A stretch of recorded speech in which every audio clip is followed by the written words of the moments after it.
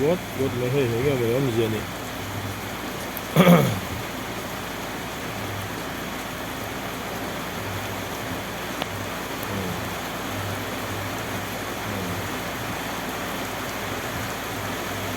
Belum lagi omak.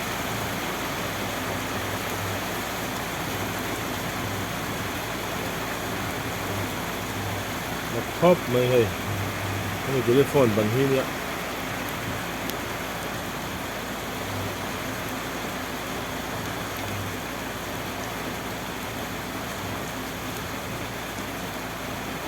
Chua ta ở chỗ rồi mai ni.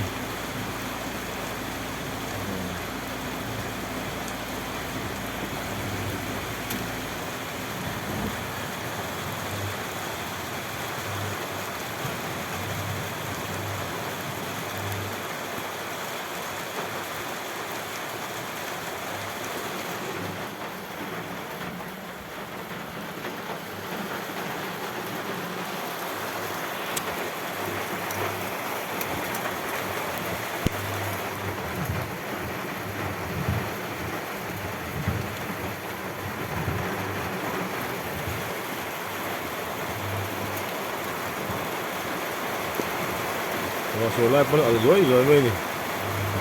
Hai.